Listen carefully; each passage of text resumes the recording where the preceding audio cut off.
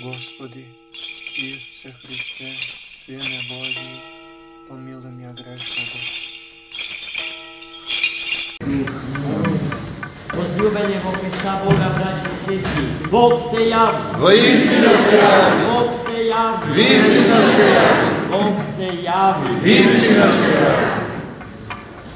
Во својата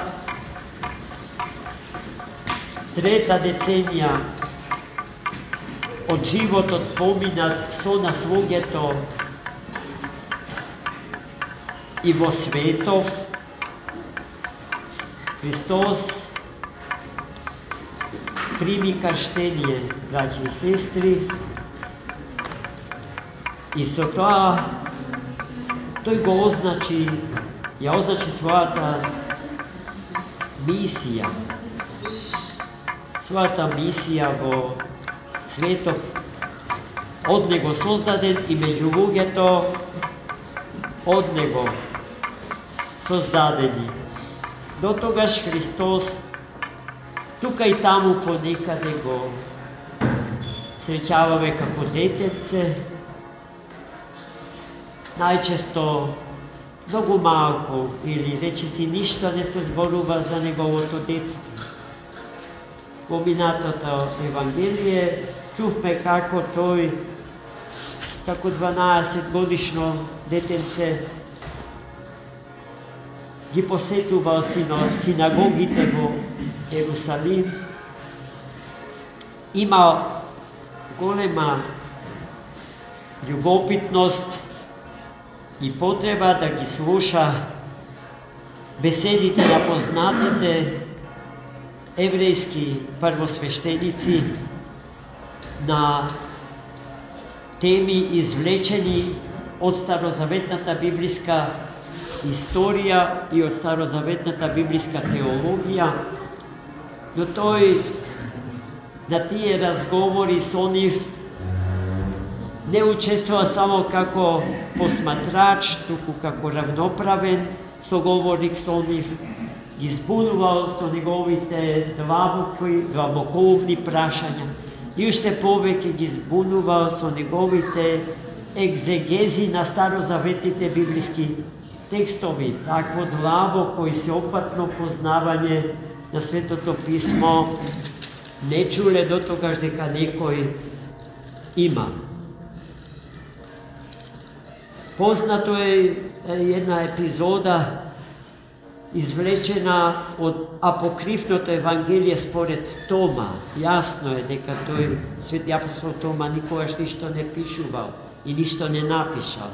Но некој гностичар кој што сакал да се скрие зад неговото авторитетно име, тоа што самиот го напишал, го подпишал со името на свети апостол Тома. Но не се што е напишано во апокривните Евангелија е зафрлање. Например, овој детал кој што зборува за Христос како за дете, додека Јосиф го работел својот занает, а по занает бил дарводелец, малечкиот Христос се игра. Ама се играл како што ниедно друго дете, откако постои светов и веков, не може да се игра. Тој замесувал со плонка кал од земјата и од калта правил птица, на која што и вдахнувал Дух Свети и таа летала. Таква игра нема дете што може да ја игра. Но Богодетето Христос на тој начин се игра. На тој начин. Но дури до 30-та година од својот живот, тој живее речиси анонимно. Од денеска, кога прима крштење, така што, според зборовите на свети Јован Крстител, човекот што го крсти во реката Јордан, еве го јагнето Божие, што ги зеде гревовите на светот на себе. Тој што не знае за грев, тој што не знае за смрт, нашите гревови и нашите смрти ги прими на себе си. И целата мисија негова после 30-та година беше токму таа, да го ослободи човекот од робството кон гревот и смрт. И таа победа на животот над смртта ќе ја извојува токму тој во денот на светото негово воскресение. Воскресението Христово е победата што тој еднаш за секогаш ја извојува над смртта и со таа победа не дари нас луѓето. Но таа победа на животот над смртта влегува и светот во кој што живееме. Спасението не се однесува само на човекот без светов, браќи и сестри. Тоа Маркс не можеше да го разбере. Тој мислеше дека Христос е некој себичњак кој што им нуди спасение само на луѓето без светов. И мнозина од нас, не знаејќи дека и светот влегува во вечните и несмртни простори на вечниот и небесен град Ерусалим, се колебаат во верата своја. Што ќе ни живот надвор од овој свет и без овој свет? Која заблуда, браќи и сестри? Животот во вечноста е незамислиш без овој свет. Ниту спасението на човекот е можно без спасението на светов во кој што човекот живее. Токму денеска ги осветивме природните води, океаните, морињата, езерата, реките, поточињата. Секаде од кај што вруи, извира водата, а водата е елементот со кој што почнува создавањето на светот. И спасението на човекот и на светот започнува со Јордан, браќи и сестри. Реката Јордан, која што на денешен ден во чинот на крштевањето Христово го смени текот на движење.